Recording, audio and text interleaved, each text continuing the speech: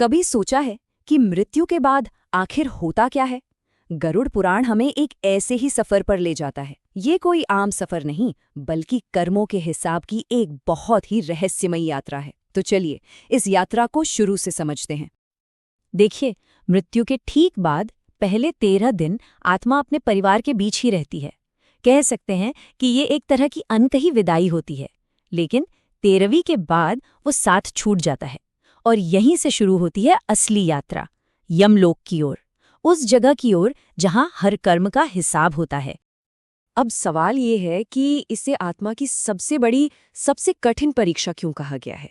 वजह बहुत सीधी है, क्योंकि यहाँ कोई बाहरी दुश्मन नहीं है, कोई और नहीं।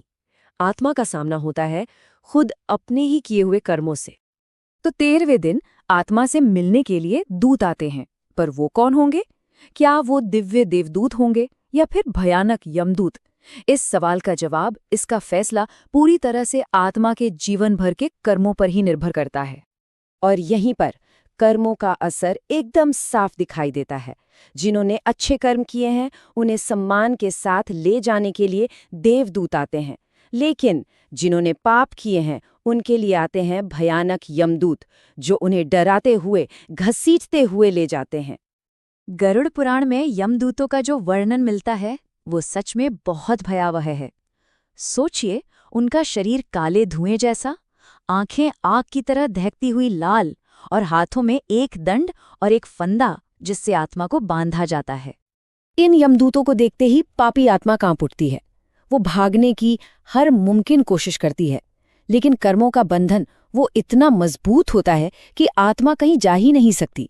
यमदूत उसे फंदे में बांध लेते हैं और बस यमलोक की वो कभी न खत्म होने वाली यात्रा शुरू हो जाती है। अब आते हैं यमलोक के उस मार्ग पर, और ये कोई साधारण रास्ता नहीं है, बल्कि ये एक आईने की तरह है। एक ऐसा आईना जिसमें आत्मा को अपने जीवन भर के कर्मों का एक एक प्रतिबिंब साफ दिखाई देता है। गरुड़ पुराण के मुताबिक इस मार्ग की लंबाई है 84,000 योजन। अगर आज के हिसाब से देखें तो ये लाखों किलोमीटर्स के बराबर है। पर यह सिर्फ दूरी नहीं है, ये असल में आत्मा की उस कठिन परीक्षा का पैमाना है। इस कभी न खत्म होने वाले सफर में आत्मा को भयानक प्यास लगती है, जबरदस्त भूख लगती है, और चारों तरफ होता है सिर्फ अकेलापन। कभी उसे जलती हुई रेत पर चलना पड़ता है, तो कभी कांटों से भरे घने अंधेरे जंगलों से गुजरना पड़ता है। ये पूरी यात्रा 16 पड़ावों में बटी हुई है, और इसका हर एक पड़ाव किसी न किसी पाप का प्रतीक है। जैसे कि एक पड़ाव है भयानक वन, जहां आत्मा को अपने पापों की गंध का एहसास होता है। एक है कांटेदार मार्ग, जो हर एक गलत कर्म की चुभन महसूस कराता है। लेकिन यहाँ एक बहुत जरूरी बात समझने वाली है। ये जो पड़ाव है, ये सजा देने के लिए नहीं है।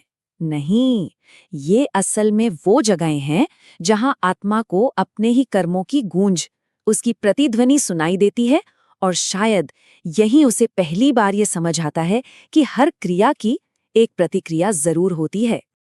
तो सवाल उठता है कि क्या इस इतने मुश्किल सफर में कोई राहत नहीं है? गरुड़ पुराण के अनुसार राहत है, और इसके 2 स्रोत हैं। पहला, आत्मा के खुद के अच्छे कर्म, और दूसरा, उसके परिवार द्वारा किए गए संस्कार। देखिए ये कैसे काम करता है। परिवार जो जल दान करता है वो आत्मा की प्यास बुझाता है, जो अन्नदान किया जाता है वो उसे शक्ति देता है, और तिलदान वो पापों की आग को शांत करता है। मतलब हर एक संस्कार का सीधा और बहुत गहरा असर होता है।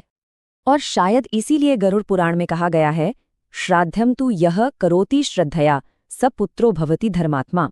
यानी जो श्रद्धा से श्राद्ध करता है वही सच्चा धर्मात्मा पुत्र है। ये श्लोक हमें बस यही याद दिलाता है कि हमारे किए गए संस्कार हमारे पूर्वजों की यात्रा को कितना आसान बना सकते हैं। तो लाखों किलोमीटर की इस बेहद कठिन यात्रा के बाद आत्मा आखिरकार यमलोक के द्वार पर पहुंची जाती है, वो जगह जहां न्याय की घड़ी उसका इंतजार कर रही है। इस द्वार पर यमदूत आत्मा को चित्रगुप्त के सहायकों के हवाले कर देते हैं। चित्रगुप्त जो हर जीव के कर्मों का पूरा हिसाब रखते हैं, और बस यहीं से आत्मा के जीवन की पूरी किताब खोली जाती है। और ये कोई मामूली रिकॉर्ड नहीं है। इसमें आत्मा का सिर्फ हर एक कर्म ही नहीं, बल्कि हर एक विचार और यहाँ तक कि हर एक इरादा तक दर्ज होता है। कुछ भी, मतलब कुछ भी छिपा नहीं रह सकता। ये सब गरुड़ पुराण के उसी मूल सिद्धांत पर आधारित हैं। जैसा बीज बोया जाता है वैसा ही फल उगता है।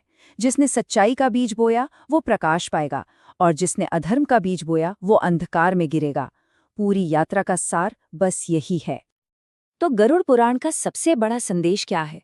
शायद यही कि कोई बाहरी शक्ति हमें सजा नहीं देती।